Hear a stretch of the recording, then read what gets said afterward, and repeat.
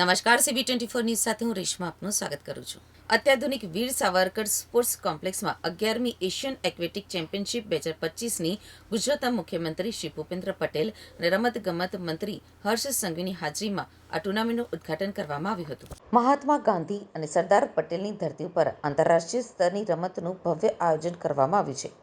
આધુનિક વીર સાવરકર સ્પોર્ટ્સ કોમ્પ્લેક્સમાં 11મી એશિયન એક્વેટિક ચેમ્પિયનશિપ 2025ની શરૂઆત થઈ રહી છે, જેમાં 29 દેશોના 1100થી વધુ તરવૈયાઓ અને અધિકારીઓ અમદાવાદ પહોંચી ચૂક્યા છે.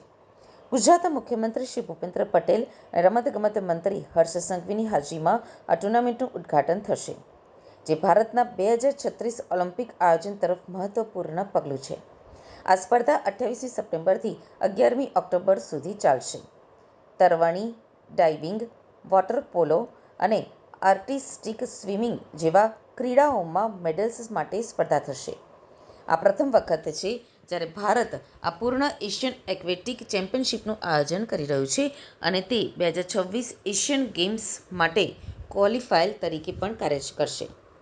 ભારતીય ટીમનું નેતૃત્વ 2 વખતના ઓલિમ્પિક રમનારા શ્રી હરિ નાટરાજ કરશે, જેમણે તાજેતરમાં જ નેશનલ રેકોર્ડ્સ સ્થાપ્યા છે.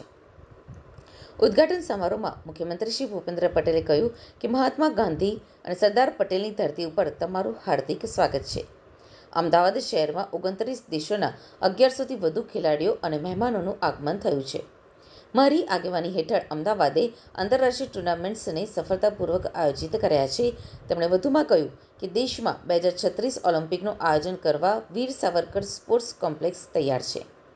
આ સ્ટેડિયમ વિદેશીઓને પણ ગમે તેવું અને નાના ગામડા શહેરના ખેલાડીઓ માટે અત્યંત ઉપયોગી છે. તે હવે આંતરરાષ્ટ્રીય સ્તરના ખેલાડીઓ તૈયાર કરવા માટે અગ્રેસર છે.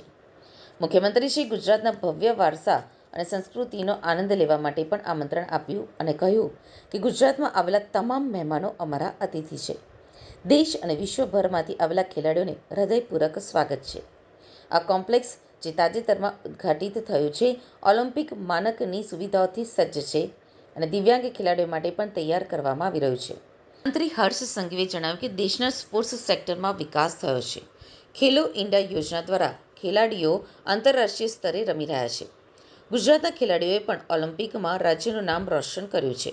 તદુપરાંત ભારતે કોમનવેલ્થ ગેમ્સ માટે પણ અરજી આપી છે અને આગામી 4 વર્ષમાં વધુ આંતરરાષ્ટ્રીય રમતોનું આયોજન છે.